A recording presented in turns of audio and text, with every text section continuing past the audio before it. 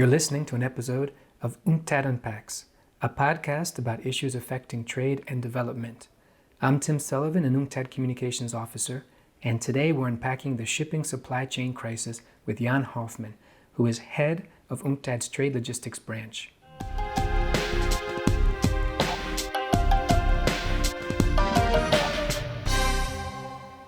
People everywhere depend on supply chains for their food, their jobs, their energy, and this has become more evident since the COVID-19 pandemic struck. After a decrease in shipping demand during the early days of the pandemic in 2020, a surge in demand at the end of that year led to shipping delays and port traffic jams across the globe.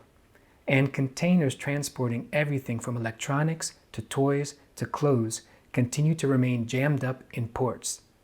The supply chain crisis threatens the global economic recovery, and fears of a canceled Christmas are already making the headlines in Europe and North America. But those who suffer the most from this crisis are people in developing countries. UNCTAD's Review of Maritime Transport 2021, published on 18 November, shows that global consumer price levels may increase by an additional 1.5 percentage points as a result of current increased maritime transport costs. But the impact on prices in small island developing states, for example, will be 5 times higher. So Jan, what happened? How did the global health crisis lead to a shipping supply chain crisis? And why are people talking about a canceled Christmas? Yeah, thanks. Good question. What happened was that on the one hand, demand did not go down as many would have expected in times of pandemic, crisis, and so on. But on the other hand, supply capacity is really being seriously hampered by the effects of the COVID pandemic. No? So on the demand side, globally, actually, today, volumes are roughly where they would have been without COVID. A little less in some regions and more in others, notably the United States. So we have reported about this earlier in the pandemic. Instead of going to the movies, restaurants, barbers, people buy more stuff, more things, including through e-commerce. And most of this stuff is made in Asia, especially in China. So on the supply side, our UNCTAD data shows that on average, globally, all ships, big and small put together, a container ship today spends about 12% more time in port as compared to pre-COVID times. Is it a lot or not? 12%? It's actually quite a lot. The situation is worse than average in the United States, both as regards the median time to start with, like the level, as well as the increase in this median time. So it has gotten worse. Adding to this, the delays, the congestion, and the intermodal connections, trucks, train, warehouse space, all this has led to a clogging up congestion of the container transport system globally, and especially again in the United States. So given the large volume and the share in global container trade that is the US imports from Asia, it is above all these waiting ships and head-up containers that lead to this current shortage and the resulting high freight rates globally. So this is really, in my view, the most interesting or most important part of this current story. There are other parts to the story which we analyze in the review about how and why it came to the situation, future prospects, the market power of the carriers and more. But at this moment, the situation just shows again how globalized this industry is. Just one more point on this, if you don't mind. Remember the Ever Given ship stuck in the Suez Canal, this big green ship that was over in the news. So this was big news and brought the maritime supply chain into the limelight of the world press. In the end, the total impact on trade and trade cost was actually not that big. But what really fascinated me was that on the day the ship got stuck, freight rates everywhere went up, also on routes that do not go through Suez. So the route that went up most at the time was actually from Shanghai to Santos in South America. Not because the ships needed to use the Suez Canal, but because the empty containers that were needed in Shanghai for the trade were now waiting in the Mediterranean Sea. So in a nutshell, on average, very generally, poorer countries see actually higher freight rate levels and also higher increases than most developed countries. And Jan, why is that? Why are poorer countries seeing higher freight rate levels right now? And what impact is that having on people's lives? Right. In fact, yeah, in our review of maritime transport, we have a very nice special section on what explains differences in freight costs. It confirms and quantifies what we call the determinants of maritime transport costs. And the key determinants are economies of scale, imbalances like ships are full one way, have to go back empty, port infrastructure, trade facilitation, competition, and distance. And in all these aspects, don't shoot the messenger, the small island developing states and the least developed countries tend to be worse off than richer and larger economies that are closer to the main markets. No? So in addition, smaller countries by default also depend more on imports and exports as a share of their economy, just mathematically, the trade openness, they are more trade dependent. So if most of your inputs into production of goods and services and most of your consumer goods come from overseas by ship, then of course higher freight rates and delays and a shortage of capacity is worse for you than when you can rely on a higher share of national production inputs. No? You mentioned in your introduction that global consumer prices level may increase by an additional 1.5 percentage points, like globally, and that in the small island developing states, the impact will be 5 times higher, like 7.5 percentage points additional consumer price inflation. And this is quite heavy. It's not just like 7.5, that's an average for this country group. For several countries and populations, the impact is even higher. So a consumer price increase of 7.5% for all practical purposes means a reduction of your real disposable income of 7.5%. And this is huge. It has a direct bearing on what people in the poorest and furthest away countries can eat, consume, and participate in production. So Jan, we've looked at some of the causes of the current shipping supply chain crisis, and you've explained, what impact this is having on people's lives, especially in some of the poorest countries. So now, what needs to be done to bring the shipping supply chain crisis to an end? And who needs to do it? Thank you, Tim, for this billion-dollar question.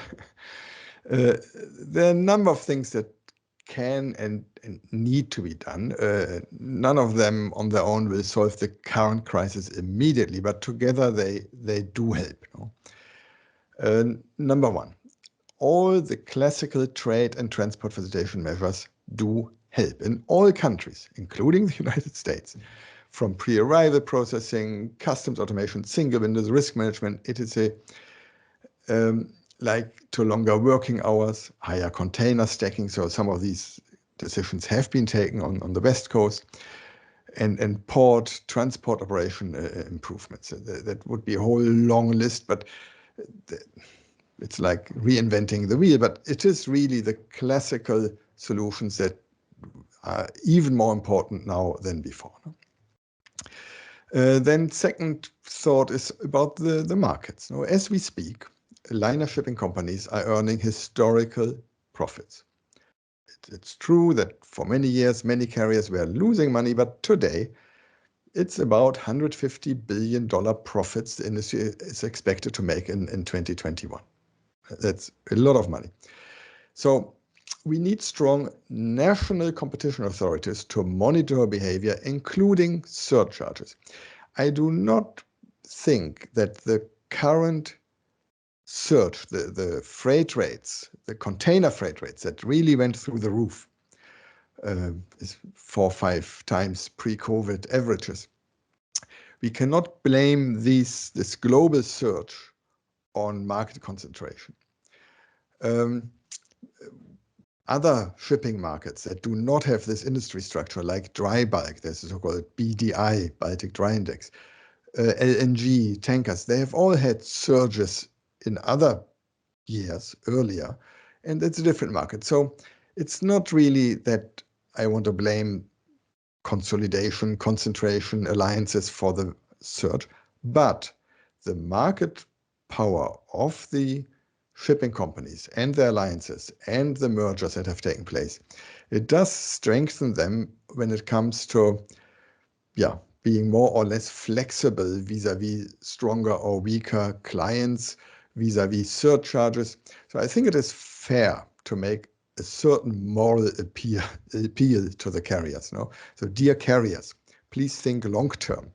Do not abuse your strong position to charge another surcharge. And also, please do not withdraw the scarce capacity from the thin and smaller routes just to serve the main east-west markets. No?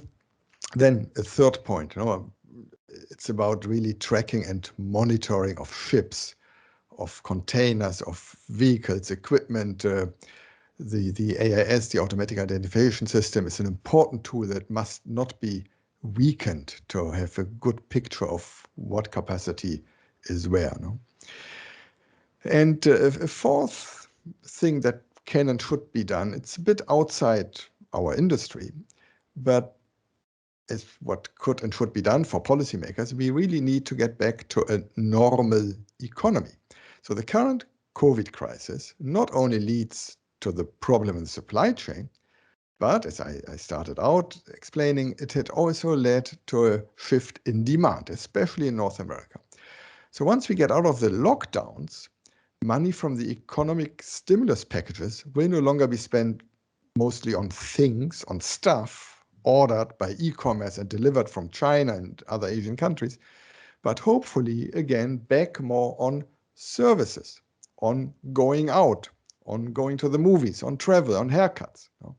So this back to normal on the demand side will then also reduce this tremendous strain, this additional demand on the whole, again, especially in North America, the demand on the port and intermodal transport system. It's beyond what the maritime sector can do, but still, I think it will help to also solve the supply chain crisis. And in the longer term, there may be other aspects to consider.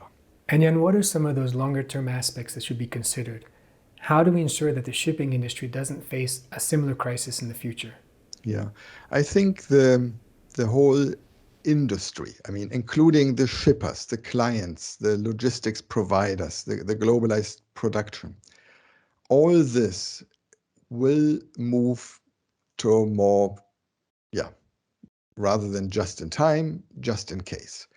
Shorter supply chains, this famous reshoring. We must say we don't really see it yet in statistics, but there are indications that we have to be more resilient in the long term. In the review, there's a lot about this issue to make supply chains more resilient, not just in time and efficiency, which is important. I'm not against efficiency, on the contrary, but to diversify in providers, in both providers of shipping services, but also providers of goods and supplies. So that's on the industry side.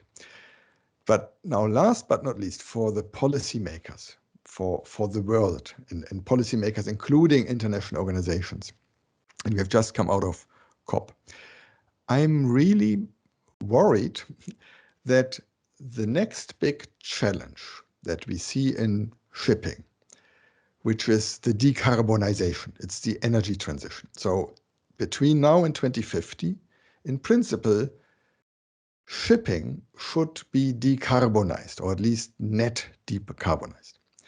Now, while ships reduce their emissions during the transition, this will imply two things. It will imply additional costs, investments, new technologies, maybe higher fuel prices, and so on.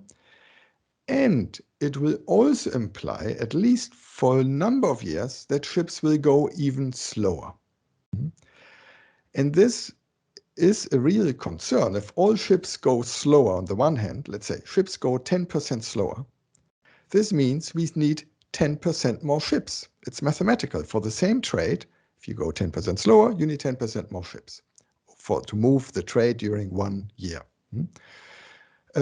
On the other hand, the industry is waiting.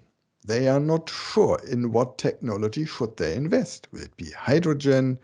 Will it be ammonia? Will it be more wind? What speed? What are the speeds, the requirements? I mean, there are many things where the industry is uncertain at this moment. So on the one hand, we would need more ships. In reality, we may have fewer ships. In our review, you will see a very nice chart that also illustrates the shipping cycle. We are at this moment rather at the bottom, at a low part in the order book. The order book in percent of the existing fleet is rather low, and it takes 2-3 years to build new ships. So I'm really concerned that there may be a fundamental imbalance between demand and supply that could lead to a really longer-term increase in freight costs. And what can be done now? That was your question. Finally, I come to the answer. What can be done? And it is in line with recent meetings in London, in Glasgow, in upcoming other meetings in London. It is absolutely important to have, as soon as possible, a clear global regulatory framework so that investors know what will be the price of carbon, what will be the technology that's required, what will be the goals, the targets, so that they invest in the right ships. And we do not have a shift of the supply curve to the left. Sorry, that's me as an economist. Like if the supply curve moves to the left, this is really the underlying description of what we have seen. Supply curve moves to the left because containers spend 10-20% more time in the system, or ships go slower.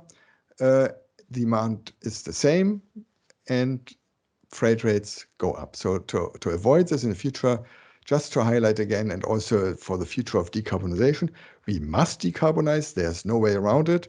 It's an interest. I mean, I guess I don't need to argue why we must decarbonize and avoid further worsening climate change.